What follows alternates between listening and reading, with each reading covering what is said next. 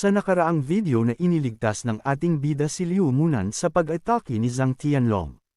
Nakatitig si Liu Munan sa ating bida habang iniisip na kung ito ba talaga si Jiang Ting. Humarap ang ating bida sa dalaga at sinabing wag na itong matulala, sabay tanong kung napakagwapo niya para matulala si Liu Munan ng ganun katagal. Sinabi ni Liu Munan na bakit naririto si Jiang Ting at baka makita ito ng mga tao na humahanap rito. Sinabi ng ating bida sa dalawa na wag maingay at wag ito mag-alala dahil napaka-busy ng kanilang mga kalaban sa kanilang ginagawa. Mungkahi pa ni Jiang Ting na ang palabas ay napakasaya kaya maghintay lang sila. Sa isang banda si Yao Yuan ay galit na sinasabi kay Zhang Tianlong na sa tingin daw ba nito ay paalisin niya ito, sabay inutusan ang mga kawal na patayin si Zhang Tianlong. Agad namang sumunod ang mga kawal at nagsipaghanda ang mga ito. Inutos ni Yao Yuan sa kawal na kunin ang ulo ni Zhang Tianlong para ipakita sa chief manager ng Panlong Mansion. Nang malapit ng masaksak ng mga sibat si Zhang Tianlong ay bigla itong nagsalita na sandali lang dahil kapag pinatay siya ay hindi magiging mabuti iyon para kay Yao Yuan. Sumagot si Yao Yuan na naalala pala ni Zhang Tianlong na taga-sunod siya ng Panlong kaya bakit siya nito tinangkang patayin. Nangatwiran si Zhang Tianlong na nawala lang siya sa kanyang sarili noon kaya kung gusto siyang patayin ni Yao Yuan ay ayos lang sa kanya. Nagbanta pa ito na alam naman daw ni Yao Yuan ang mangyayari kapag namatay siya. Paliwanag pa ni Zhang Tianlong na sa sandaling mapabagsak na nila ang Jiang family ay maaari na siyang patayin ni Yao Yuan. Naisip ng matanda na ang pagpatay kay Zhang Tianlong ay magbibigay sa kanila ng malaking gulo. Sinabi ni Liang sa ating bida na ang Lord ay nagdadalawang isip kaya tinanong nito ang kanyang disipulo na si Jiang Ting kung ano na ang gagawin nito. Paliwanag ng Lord na napaka-bata pa ni Zhang Tianlong kaya hindi pa nito nalalaman ang mga ginagawa nito. Sumigaw si Yao Yuan na pero tinangka siyang patayin ni Zhang Tianlong. Sumagot ang Lord na si Jiang Ting ang nagtangkang pumatay sa kanya anak kaya hindi niya iyon mapapatawad at kailangan niyang mahuli si Jiang Ting para pagbayarin. Sinabi ng Lord kay Zhang Tianlong na patatawarin niya ito basta babayaran lang siya nito. Nagpasalamat si Zhang Tianlong dahil napakatalino ng Lord. Biglang nagsalita ang ating bida na napakagaling talaga ni Zhang Tianlong. At karapat dapat ito na maging young master ng Zhang family. Dahil maroon itong nakakabaliw na katalinuhan para guluhin ang mga bagay-bagay. Nagulat ang lahat at pinagpawisan kaya napatingin ang mga ito sa ating bida. Sinabihan ng ating bida na mag-ingat si Master Yao. Sabay nagpanggap ang ating bida at sinabing kasalanan niya at tagalabas lang siya kaya wala siyang pansinin ng mga ito at mag-focus lang sa kanilang mga paglalaban. Sinabi ni Zhang Tianlong sa ating bida na sino ito para magsalita. Nagsabi naman ang Lord na magsalita lang ang ating bida. Sumagot si Jiang Ting na dahil pinahintulutan siyang magsalita ay sinabi ni Jiang Ting na ang ginagawa ni Zhang Tianlong ay para lang sa kabutihan ng Zhang family kaya tinangkan nitong patayin si Yao Yuan.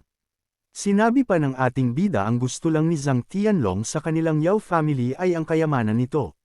Dagdag pa nito na kapag nagtagumpay ang Yao family na wasakin ang Jiang family pagkatapos nun ay mag-iimbestiga ang Panlong Mansion at ang Yao family ang magdurusa pag nangyari iyon. Pahabol pa ng ating bida na ang Lord ay ginagawa lang sangkalan ni Zhang Tianlong para sa sariling kapakinabangan. Nagmungkahi si Zhang Tianlong na hindi ganon ang ibig niyang sabihin. Nagalit ang Lord at sinabi na napakatanga niya para hindi mapansin ang ganong bagay. Habang nagpapalabas ang Lord ng kanyang blood vein, nang hindi na umaayon sa lahat ang plano ni Zhang Tianlong ay nagpalabas na rin ito ng kanyang blood vein. Nakaupo lang ang ating bida na masayang pinapanood na ang kanyang mga kalaban ay naglalaban. Pinalabas ni Zhang Tianlong ang kanyang mecha centipede habang ang Lord ay pinalabas ang kanyang blood vein na snow ape. Habang sinabi na hindi niya putotikasan si Zhang Tianlong, agad nagsalpukan ang mga atake habang ang mga kawal ay tumilapon sa malakas na salpukan. Habang nanunood si Jiang Ting ay sinasabi sa sarili na ito ang gusto niyang mangyari ang humantong sa masama ang lahat. Habang naglalaban ang dalawa na balot ng yelo ang braso ni Zhang Tianlong kaya napasabi na lang siya na kailangan na niyang makaalis. Binutis ni Zhang Tianlong ang bobong gamit ang mecha centipede para tumakas. Sumunod ang Lord habang pinapahinto si Zhang Tianlong. Nagsalita ang Lord na sino ito para umalis ng mansion nang hindi nagpapaalam sa kanya. At agad pinasugod ang kanyang snow ape patungo kay Zhang Tianlong. Sa lakas ng pag-atake ng Slow Ape ay agad nawasak ang Snow Ape. Habang nanunood ang ating bida ay pinuri niya ang Lord na napakahusay nito. Sinabihan ni Yao Yuan ang ating bida na ganyan ang mangyayari kapag kinalaban ang Yao family. Tinanong ni Yao Yuan si Waxen kung nagmamalaki ba ito na isa itong alchemist. Sabay tanong na sino ito para kunin sa kanya ang mga sangkap. Kaya inutusan nito ang ating bida na umalis na kung ayaw nitong mamatay. Sumagot si Jiang Ting na wag magsalita ng ganun ay Yao Yuan at mag-ingat ito sa kanyang mga sinasabi. Paliwanag ng ating bida na maniniwala lang ang manager sa paliwanag ni Zhang Tianlong na patay na ito. At bakit siya tumakas? Tanong ng ating bida na bakit nilabanan nito ang Lord na alam naman nito na matatalo siya. Habang si Zhang Tianlong ay tumilapon paloob dahil sa atake ng Lord. Maya-maya pa napalingon si Yao Yuan sa kanyang likuran dahil aatakihin na siya ni Zhang Tianlong. Nasugatan ng bahagya sa ulo si Yao Yuan ngunit napigilan naman ng ating bida. Nagalit si Zhang Tianlong sa ating bida dahil lagi siyang pinipigilan ng taong ito. Nagmungkahi si Jiang Ting na ang young master ng Yao family ay hindi matapat. Kaya hindi siya makapagdesisayon kung tutulungan niya ba ito o hindi. Sinabi ni Yao Yuan sa ating bida na kapag hinuli nito si Zhang Tianlong ay magiging na niya itong kapatid. Pinisil ni Jiang Ting ang kamay ni Zhang Tianlong kaya nabitawan nito ang kayang espada kaya naagaw ito ni Yao Yuan at ipinang-atake kay Zhang Tianlong. Matapos ng kaganapan ay napaisip si Jiang Ting na ang pag-awayin ng mga ito ay napakadaling gawin. Habang nakahandusay si Zhang Tianlong ay bigla siyang may napagtanto. Tinanong siya ng ating bida kung nakikila ba nito siya. Kaya bigla na lang napasigaw si Zhang Tianlong sa kanyang nalaman. Sinabi ng ating bida na papatayin niya ang lahat ng kalabanan ng kanyang Jiang family. Sa isang banda may lalaking may hawak ng isang tasa ng gamot ito ay si Zhang Fengyi habang tinatanong nito ang kanyang anak na babae kung may balita na sa Yao family. Sinabi ng babae na huwag mag-alala ang kanyang ama kundi mag-focus na lang ito sa kanyang kalusugan. Pinaliwanag ng babae na palaging sinusunod ni Zhang Tianlong ang utos nito at ito rin ay matalinong tao. Kapag may masamang nangyari ay siguradong matatakasan nito. Sinabi ni Zhang Fengyi na kapag nakipagkasundo sila sa Yao family ay sigurado na ang pagkatalo ni Jiang Ting. Na kahit ang Jiang family ay hindi niya mailigtas. Na kahit pa may talento ito ay mauuwi lang sa kamatayan. Ilang sandali lang biglang bumukas ang bintana habang may nagsalita na napakayabang ni Zhang Fengyi. Tapos may dumating na bagay sa kanilang kwarto. Ang dumating ay si Zhang Tianlong na nakagapos kaya laking gulat ng dalawa sa kanilang nakita. Agad lumapit si Zhang Fengyi sa kanyang umiiyak na anak at nagtanong kung sino ang may gawa nito sa kanya. Agad pumasok ang nagsalita kasama ang mga taong may pakpak. Sinabi ng pinuno na si Zhang Fengyi ay 2 bisis na sinuwi ang kapangyarihan ng manager ng Panlong Mansion. Kaya ang manager ay nag-utos na arestohin ito. At sinabi pa na ngayong araw ang Zhang family ay kukunin ng Panlong Mansion at kung sino man ang susuway ay mamamatay. Nagtanong si Zhang Fengyi kung nasaan si Jiang Ting. Sumagot ang pinuno na si Jiang Ting ay nasa kamay na ng Panlong Mansion kaya wag na nitong alalahanin si Jiang Ting. Sabay tuluyan ng inaristo si Zhang Fengyi. Isang gabi na bilog ang buwan sa loob ng isang silid ay may mga babae na nagtatanggal. Nagsalita ang Lord na dahil bumalik ang kanyang anak ng buhay ay magsaya sila ngayong gabi hanggang sa malasing. Nagsalita si Yao Yuan sa ating bida habang nakaakbay kay Liu Munan. 2 bisis siyang iniligtas ng ating bida kaya tagapagligtas ito ng kanyang pamilya. Sabay inutusan ni Yao Yuan ang ating bida na kumuha ng babae o lalaki at magpakaligaya ngayong gabi. Tumawa ang ating bida habang itinuro si Liu Munan. At sinabing bata lang ang pilili ng isa kaya sinabi ng ating bida na pipiliin niya lahat ng babae kasama si Liu Munan. Tumawa si Yao Yuan habang sinabi na si Liu Munan ay may closing pill sa katawan nito at kapag sinahan nito si Mr. Wusan ngayong gabi ay nakakasigurado siya na hindi nito magugustuhan at mawawalan ng interest. Lumapit ang ating bida kay Liu Munan sabay inabot ang kamay nito habang sinasabi sa babae na sa kanya ito ngayong gabi. Sumang-ayon naman si Yao Yuan. Nagpasalamat ang ating bida kay Yao Yuan habang sinasabi na bawat minuto ngayong gabi ay magiging masaya. At tuluyan nang umalis si Jiang Ting kasama ang mga babae at si Liu Munan. Habang papalayo sinabi ni Yao Yuan sa Lord na si Mr. Wusan ay kahina-hinala. Sinabi ng Lord na kahit pa si Jiang Ting ang taong iyon o hindi man ay hindi pa rin ito makakalabas sa kanilang Yao family hanggang makapasok ito sa kanila. Ayon pa sa Lord na kapag nakapag-refine ito ng kapaki-pakinabang na bagay ay hindi niya ito papatayin. Nagsalita si Yao Yuan na ang mga mananayaw ay personal niyang pinili kaya sigurado na hindi makakatakas si Mr. Wusan bukas ng maga. Sinabi ng ating bida sa mga mananayaw na may gagawin sila ngayong gabi kaya ayaw niyang maisturbo ng kahit na sino. Kaya pinauwi na niya ang mananayaw sabay isinara ang pinto. Mag-iyakan ang mga mananayaw dahil pinagsarhan sila ng pinto. Pinaalalahanan ni Liu muna ng ating bida na paghihinalaan siya ng mga ito. Kaya pag nalaman ng mga ito ang pagkakakilanlan ng ating bida ay katapusan na nito. Sinabi ng dalaga na umalis na lang si Jiang Ting dahil hindi pa huli ang lahat. Sumagot ang ating bida na naparito siya hindi para umiwas sa gulo. Nagpaliwanag ang ating bida na andito siya para may gawin na kahit paghinalaan pa siya ay walang magagawa ang mga ito. Sabay naglabas ang ating bida ng isang palayok. Mangkahi ni Jiang Ting na si Yao Yuan hindi pa maibabalik ang kanyang bloodline kaya kailangan siya ni Yao Yuan para maibalik ang bloodline nito. Sinabi ng dalaga na hinaharap nito ang paghihiganti ng Yao family at arrest warrant mula sa Panlong Mansion. Ipinaliwanag ni Leang na natuto ang ating bida ng mga alchemy skill pero ang closing pill ay spirit na kailangan i-refine. At ang proseso ng pag-refine ay napaka-mapanganib. Ngumiti lang ang ating bida at sinimulan ang pag-refine. Inutos pa ni Leang na kailangan gamitin ng ating ang kanyang isipan at bloodline para talunin ang spirit bago matagumpay. Kapag hindi nagtagumpay ang ating bida ito ay mamamatay. Sinabi ng ating bida na wala na siyang oras kaya bigyan na lang siya ni Leang ng mga payo. Ginamit na ng ating bida ang kanyang bloodline at isipan kaya may lumabas na pulang apoy sa noo nito at napunta sa loob ng lugar kung nasaan ang spirit ng closing pill. Matapos makapasok ng ating bida bumungad sa kanya ang isang babae na kalahating alakdan na spirit ng closing pill. Hindi na nagpatumpik-tumpik si Jiang Ting at agad sinugod ang spirit. Sa labas makikitang nagliliyab ang tapayan kung saan nire-refine ang closing pill. Nagtanong si Liu Munan kay Leang na kung gumagawa si Jiang Ting ng gamot para sa kanya. Sumagot si Leang na oo at may iba pang layunin si Jiang Ting pero ang tangi nitong hangad tanging sarili lang niya ang makakatulong sa kanya. Sa loob ng pill makikita na binubugayan ng ating bida ng nagyailang hininga ng spirit. Naisip ng ating bida na kapag natalo siya sa pagkakataong ito ay hindi na niya malalabanan ang Panlong Mansion.